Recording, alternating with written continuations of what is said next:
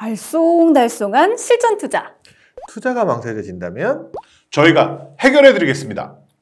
여의주 인사이트. 오늘은요. 말도 많았고 탈도 많았던 많은 기업 분할에 대해서 좀 알아보고자 합니다. 제가 처음에 네. 많았던 했다가 또 많은 이렇게 말을 바꾼 거 들으셨어요? 네네네. 네. 왜 그랬냐면 기업 분할은 과거형이라기보다는 이제 현재 진행형이기도 하고요. 앞으로도 계속 일어날 이슈이기 때문에 제가 이렇게 표현을 했습니다. 이거 되게 복잡한데 누가 정했어 이거? 참. 저요. 제가 또 이제 투자자분들이 궁금한 점을 질문을 드려야 하잖아요. 제가 얼마 전에 기사에서 우연히 이런 내용을 봤거든요. 물적 분할은 기업 가치에 긍정적인 영향을 끼친다.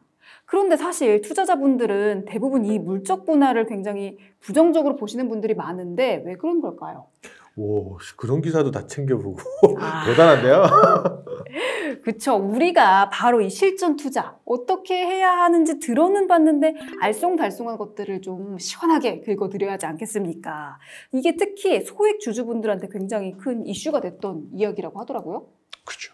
그래서 오늘 많은 분들이 정말 궁금해하시는 기업 분할, 이게 뭐냐? 왜 하는 거냐? 나쁘기만 한 거냐? 무엇이 문제냐? 이것을 완전히 파헤쳐서 과연 우리 투자자들은 이 기업 분할에 대해서 어떻게 해야 되는지 요거를 한번 집중 분석해 보도록 하겠습니다. 와, 너무 비싼 것 같은데요. 완전 명량해전에 나서기 전에 이순신 장군처럼 저에게는 아직 12척이 있습니다. 와. 아니야. 황 PD가 이렇게 하라고 시켰어.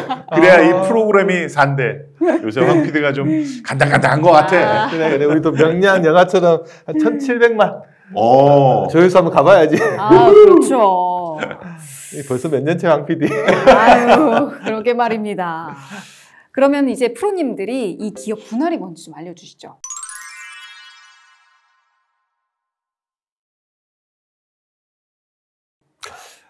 오늘 또 내가 또 한 짓씩 해야 되나? 해주시죠. 믿어. 기업 분할이라는 게 이제 인수합병하고 또 반대 개념이라고 보면 돼요. 네. 인수합병은 뭔가를 합친다라는 개념인데 이거는 기업 분할인 건 말 그대로 기업을 쪼개가지고 나눈다라는 개념으로 보시면 될 것 같아요. 그래서 기존 회사의 사업부를 자본금하고 부채를 이렇게 나눠가지고 이렇게 나눠 가진다라고 보시면 되는데 기업 분할을 그럼 왜 할까? 아니 기업 분할을 하는 이유가 있을 거 아니에요. 네. 크게 보면 한 4가지 정도가 있을 것 같아요. 4가지나. 4가지 이런 거 좋지. 조사 많이 해왔네. 첫 번째 전문화.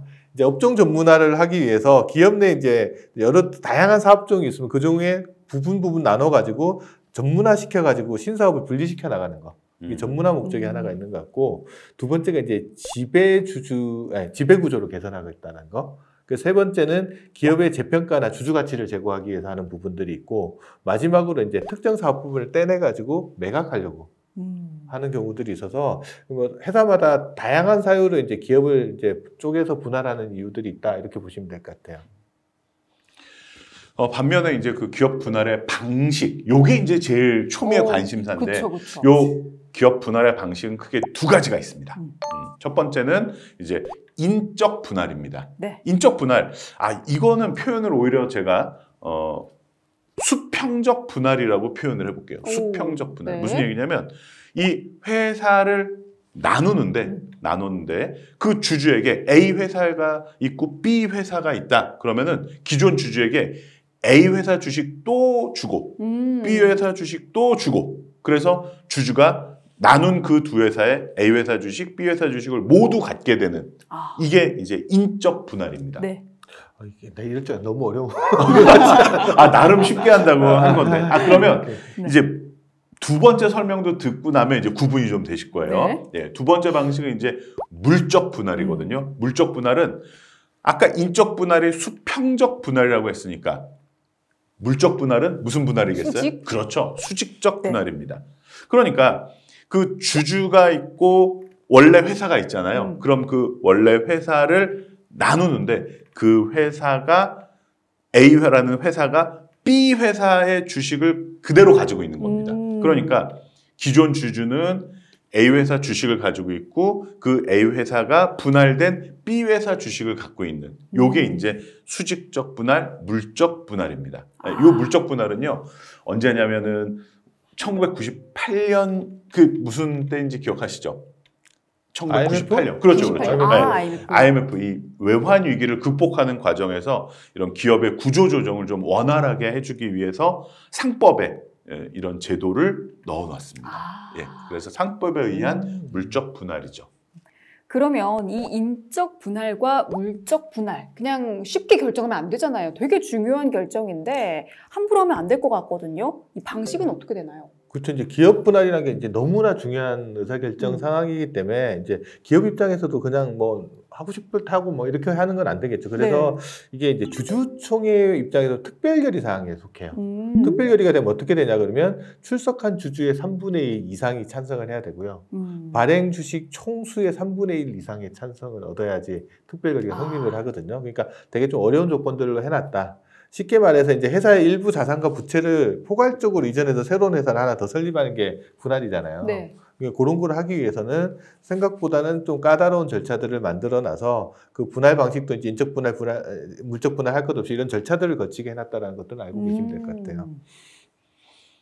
아까 제가 설명드렸던 얘기 조금 더 구체적으로 네네네. 좀 말씀드릴게요. 그래서 이제 인적 분할은 뭐라 그랬죠? 그 기존 주주가 A 회사, B 회사 주식을 모두 갖게 되는 거라 그랬죠. 네. 네. 그리고 어떤 분할이라고? 수평적. 그렇죠. 수평적 분할. 그러다 보니까 여기에는 특징이 이제 주식 매수 청구권. 주식 매수 청구권은 뭐냐면요. 나는 그 분할하는 게 마음에 안 들어. 나는 그럴 거면 나 이 회사 주식 안 가지고 있을래. 나의 주식 사줘. 이러면은 회사에서 의무적으로 반대하는 주주의 주식을 사줘야 되는 걸 주식 매수 청구권이라고 하는데요. 네. 이 주식 매수 청구권 행사가 없어도 돼요. 네, 그래서 조금 더 기업 쪽이 선호하는 면도 있고요. 네. 그게 그러면 인적 분할을 하게 되면 분할하는 기업하고 신설 기업 두 개 다 주주 입장에서 양쪽 주식을 다 가지고 있기 때문에 그렇죠. 굳이 매수 청구권을 행사 안 줘도 뭐 큰 그렇죠. 손해 보는 게 없다라는 네. 거죠. 그리고 주주들이 그래서 대체로 물적 분할보다는 네. 인적 분할을 좀 선호하죠. 두 회사 주식을 다 갖게 되니까 왠지 좀 든든하지 않을까요? 그러니까요. 예. 두 번째 방식인 이제 물적 분할에 대해서 한번 살펴볼게요. 기존 회사가 신설 회사, 그 나누어진 회사의 주식을 100% 모두 소유하는. 그래서 그러면 기존 회사 주주는 새로 신설되는 회사의 주식을 못 갖는데. 그렇지, 못 갖는 거지. 간접적으로 소유하는 거지. 예. 그래서 수직적 분할이라고 말씀을 드리고요. 네. 자, 요런 아주 유명했던 사례가 있습니다. 우리나라에. 네. 아실 겁니다. 유명했죠. 그렇죠. LG화학. 맞습니다. LG화학이 그 배터리 부분을 분할하면서 LG 에너지 솔루션이라는 자회사를 만들었고요. 100%를 LG화학이 이제 소유하는 그런 물적 분할을 실행을 했습니다. 그럼 여기서 질문이 하나 있는데, 예를 들면 LG화학이 LG 에너지 솔루션을 이제 분할해가지고 만들었잖아요. 네. 그럼 LG화학 주식 주주는 네. LG 에너지 솔루션 주식은 안 가지고 있는 거죠. 그렇죠, 그렇죠. 한 주도 주지 않습니다. 왜냐하면 내가 LG화학을 가지고 있고 LG화학이 LG 에너지 솔루션을 가지고 있으니까. 이 상태에서는 그러면 기존 주주 입장에서는 그렇게 손해 보는 건 아니잖아요. 이 상태로 그대로 두면. 그렇죠. 여기까지는 뭐 별 문제 없다고 볼 수도 있습니다. 그러니까 일단 인적 분할하고 가장 큰 차이점은 신설회사 주식을 갖느냐 주주가 그렇죠. 못 갖느냐 그거를 일단 딱 그것만 정리해 놓으면 그게 구분이 되겠네요. 네. 깔끔하네요. 역시 깔끔합니다. 김프로. 네, 네. 깔끔 김프로. 나의 질문은 날카로워. 역시 진짜 두 분은 설명의 신인 것 같아요. 근데 설명을 듣고 보니까 이 인적 분할 방식이 더 좋은데 왜 기업들은 이 물적 분할을 더 선호를 하는지 궁금하거든요. 이것 때문에 무슨 뭐 개인 투자자 주주권 침해다 뭐다 말이 되게 많잖아요.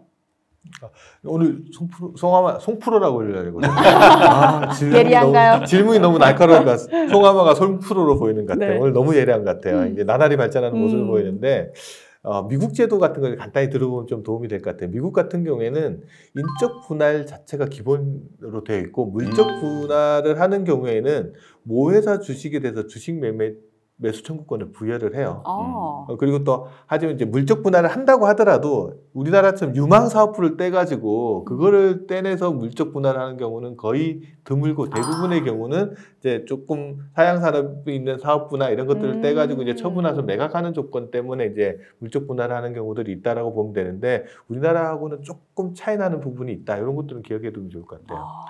또 미국 사례까지 얘기를 해줘서 아주 도움이 많이 되는데 네. 아주 현실적으로 제가 말씀드릴게요. 네네. 제 생각에는 물적 분할을 하는 가장 큰 원인은 뭐니 해도 돈입니다. 돈? 네, 돈 때문에. 네. 왜죠? 그러니까 좋게 표현하면 이제 자금 조달이죠. 왜냐하면 뭐 공장도 더 지어야 되고 또 산업을 키워야 되다 보니까 글로벌 경쟁력을 갖추기 위해서 이제 자금력 확보를 해야 됩니다. 말이 나온 김에 네. 제가 일단 이 분할의 장단점까지 사례를 들어가면서 아주 오늘 끝장을 봅시다. 좋습니다. 끝장을 봅시다. 이순신 장군의 모습이 또 나왔다. 그래도 여러분께서 제일 잘 알고 계실 만한 유명한 SK텔레콤 사례하고 LG화학과 그 LG에너지솔루션 네. 요 사례를 들면 아마 쉽게 이해가 되실 것 같습니다. 제가 쉽게 좀 설명해 드려볼게요. 네. 저 프로 너무 잘하니까 이제 내가 가만히 있어도 될까? 아이고 걱정하지 마. 나도 많이 준비했어.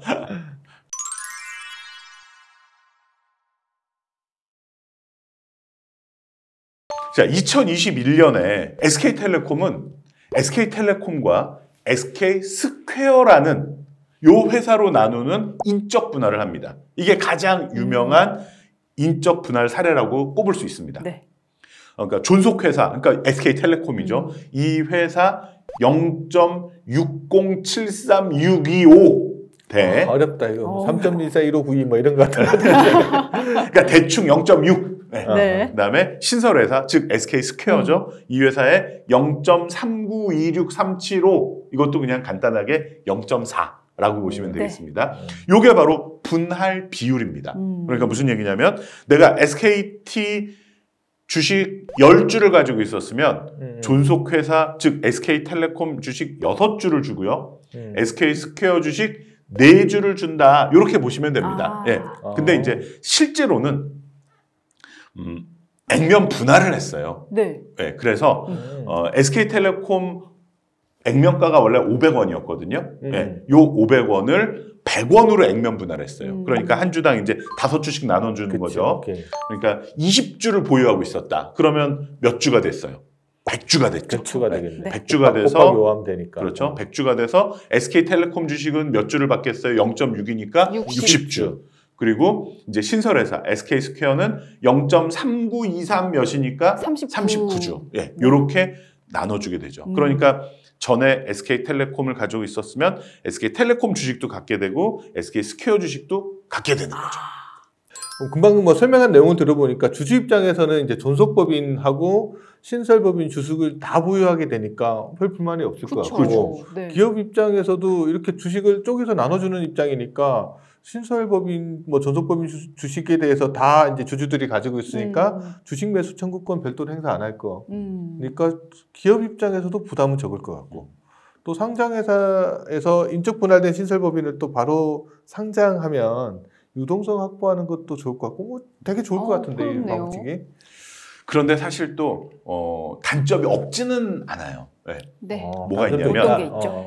이렇게 회사를 둘로 나누는데 아주 우량하고 돈을 잘 버는 사업 부문하고 여기는 영 돈도 못 벌고 좀 비우량한 사업 부문하고 나눠서 이제 인적 분할을 했다면 네. 이 비우량 부문 요 회사 주가가 상장되자마자 그냥 급락할 수도 있어요. 그러면은 뭐 옛날에는 이게 그냥 어울렁더울렁 뭉쳐서 그냥 주가가 어느 정도 유지가 됐는데 딱 나눠놓고 보니까 너무 이제 차이가 많이 나는 거죠. 그러니까 이 비우량 부문의 회사는 주가가 폭락할 수도 있다는 이런 좀 리스크도 없지 않죠. 그럼 이제 이 회사는 폭락을 하고 반대쪽에 우량한 회사는 올라가면 비슷할 것 같긴 한데. 근데 대부분 그렇지는 않더라고.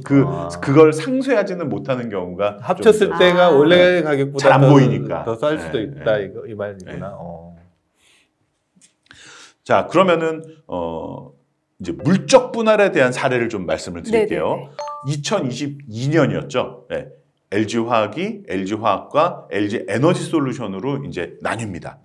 LG화학은 앞으로 이제 미래 굉장히 각광받을 걸로 예상되는 2차 전지, 즉 배터리 사업 부문을 떼어서 LG 에너지솔루션이라는 신설법인으로 분할을 하죠.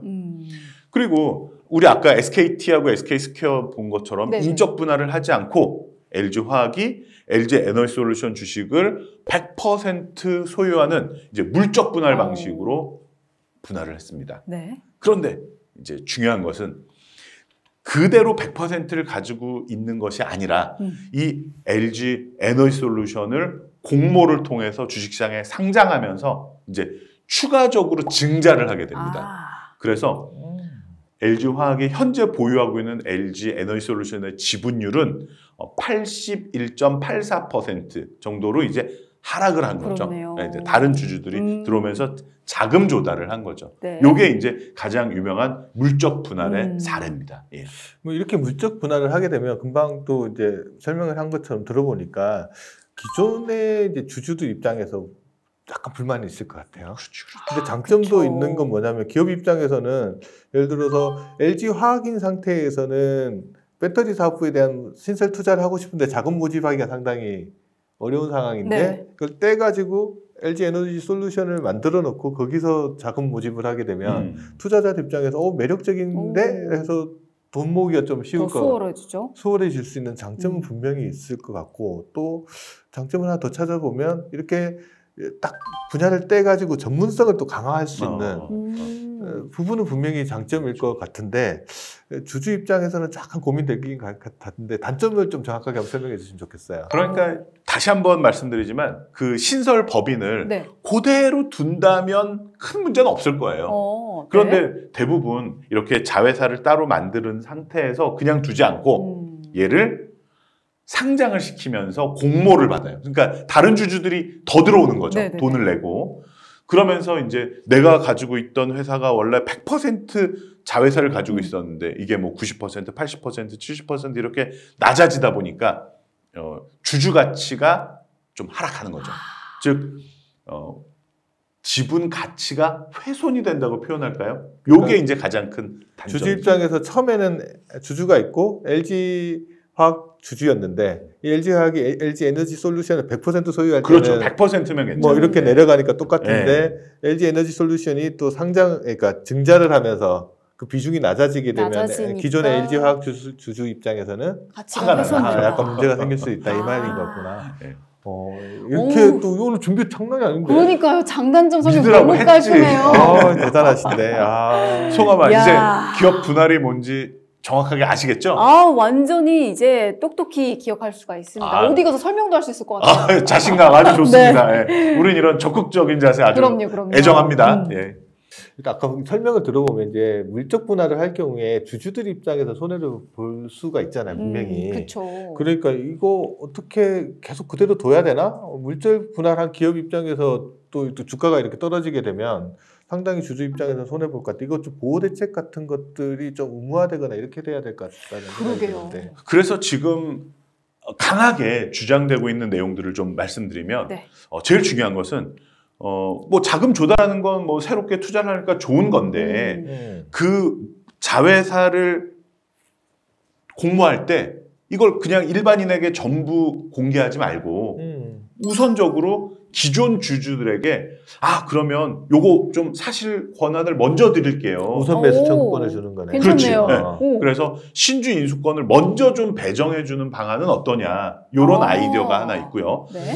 두 번째는 이거 조금 더 강력한 건데 네. 안 된다. 안 된다. 모회사하고 자회사를 동시에 상장시키는 건 안 된다. 미국처럼. 그렇지. 그러니까 우리나라는 지금 LG화학도 상장돼 있고 LG 에너지솔루션도 상장돼 있다 보니 이런 주주 가치가 훼손이 되는데 그러네요. 미국처럼 구글은 상장을 아예 못하게 하고 알파벳 모회사만 상장하는 것처럼 이제 동시 상장은 안 된다. 이렇게 규제를 해야 된다라는 의견도 있어요. 아주 그냥 시끌시끌합니다. 근데 이렇게 또 규제를 강화하면 또 기업 입장에서도 불만이 또 그렇죠. 되게 많을 것 같은데. 그래서 사실 뭐 재계나 금융 당국이나 이런 모자회사 동시 상장을 아예 금지시키는 것은 좀 반대하고 있어요.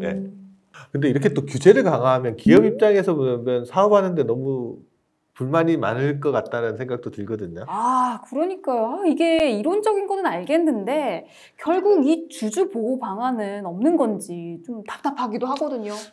자, 그래서 우리 송하마에게 아주 중요한 미션을 줬습니다. 아, 한번 맞습니다.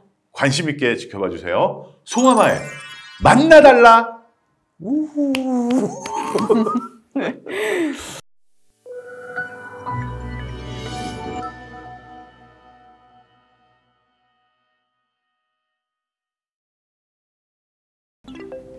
실장님 안녕하세요. 네, 안녕하십니까.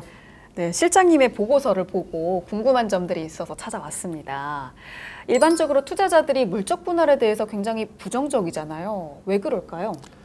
모든 물적 분할이 단일한 경우는 아니겠습니다만은 2021년 이후에 문제가 되어 있는 물적 분할들은 주로 유가증권 시장에 상장되어 있는 대기업 중에서 핵심 사업부를 바라보고 투자자들이 투자를 하였는데 네네. 그 핵심 사업부가 분리돼서 물적 분할로 분리돼서 새로운 기업으로 상장되다 보니 기존 투자자들이 보기에는 핵심 사업부에 대한 어떤 소유권도 간접 지배로 바뀌게 되고 실제 그것에 대한 성장의 과실을 네. 함께 누리지 못한다는 그 실망감 때문에 물적 네네. 분할을 부정시하는 것 같습니다. 그렇다면 물적 분할로 인해서 시장에 미치는 영향들 좀 자세하게 설명해 주세요. 네.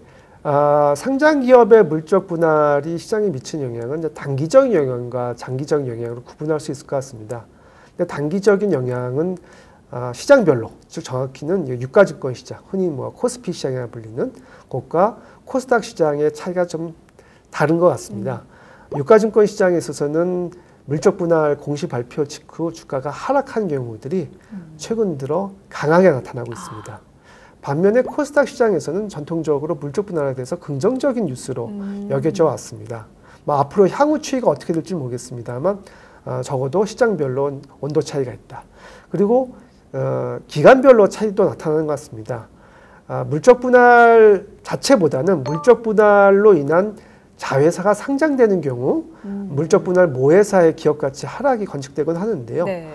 이러한 기업 가치 하락은 비단 물적 분할뿐만 아니라 자회사와 모회사가 동시에 상장되어 있는 경우들, 결국 자회사가 상장될 때 모회사의 기업 가치가 하락된 부분들이 물적 분할 또는 물적 분할이 아닌 사례에서도 공통적으로 관측되고 있습니다. 그때 모회사의 기업 가치 하락은 기업 가치를 자기 자본의 장부가 대비 시장 가치라고 규정했을 때 한 30% 정도 하락하는 것으로 관측되고 있습니다. 그렇다면 투자자들의 권리를 보호할 수 있는 방안은 어떤 것들이 있을까요? 이 부분에 대해서는 그동안 여러 논의가 있었는데요. 네. 2022년 9월 초 금융당국에 발표한 3단계 강화안이 있습니다. 첫 번째는 물적 분할을 이사회에서 결의하고 공시할 때 공시 내용을 보다 자세하게 네. 그리고 그 요건들을 강화시켰습니다. 그래서 공시 내용 중에서는 물적 분할의 목적, 그다음에 그 일반 투자자의 보호 내용들을 공시에 적도록 되어 있고요. 다음으로는 물적 분할에 반대하는 반대 주주들에게 주식 매수 청구권을 부여하도록 하였습니다. 네. 그래서 물적 분할에 반대하고 난 이 기업의 결정을 따를 수 없다고 한다면 그 주식을 기업이 되사주도록 하고 있습니다. 마지막으로는 계속 문제가 된 물적 분할 자회사가 상장되는 경우, 네네. 그 상장 과정까지 그 일반 주주들의 보호 조치 또는 소통 노력이 명확하지 않았으면은 앞으로는 자회사 상장이 상당히 까다롭거나 경우에 따라서는 제한될 수 있을 것입니다. 네, 이러한 점을 반드시 명심을 해서 투자에 참고해야겠습니다. 오늘 말씀 감사합니다. 네, 감사합니다. 송하마. 정말 수고 많았어요. 아이고, 고맙습니다. 대단합니다. 인터뷰 내용 아주 좋네. 알아서 척척. 이거 언제 이 많은 걸 다 준비하셨어요? 다 했죠. 이제 송프로라고 불러야 될 것 같은데. 송프로. 아직 멀었습니다. 제가 두 분께 더 배워야 되잖아요. 그래서 제가 조금 더 조사를 해봤는데 2022년 3월 금융위원회가 기업 지배구조 보고서 가이드라인 개정안을 발표를 했습니다. 자산 1조 원 이상 상장 기업은 물적 분할, 합병과 같이 이렇게 소유 구조가 변경이 될 때 주주 보호 방안을 함께 공시해야 한다라는 것이 주요 내용이거든요. 이 프로그램 아주 알찬데. 근데 김프로 왜 이렇게 벌써 지쳐 보이지? 또 있어? 여기까지가 것 같은데. 자, 오늘은요. 모두의 관심이 많고 그런데 탈도 많고 말도 많았던 기업 분할에 대해서 살펴봤습니다. 인적 분할, 물적 분할 이제 확실히 기억하시겠죠? 자, 이제 우리나라는 누가 봐도 금융 선진국입니다. 기업의 입장, 대주주의 입장, 또 소액주주의 입장 이 모두의 입장을 서로 배려하고 서로 윈윈할 수 있는 시스템과 법규가 마련되기를 바랍니다. 그게 되려면 여의주 같은 프로그램이 잘 돼요. 맞아요. 잘 갖다 붙이네. 그리고 이거 잘 돼야 황 PD도 잘 되는 거야. 그럼요. 어떻게 송아마님 네. 오늘 궁금증 완전히 해결되셨나요? 완전히 해결됐습니다. 퍼펙트. 퍼펙트 받았습니다. 예. 오. 자, 그럼 오늘 여기까지 준비했습니다. 구독! 계속 찾아오겠습니다. 좋아요. 알림은 필수.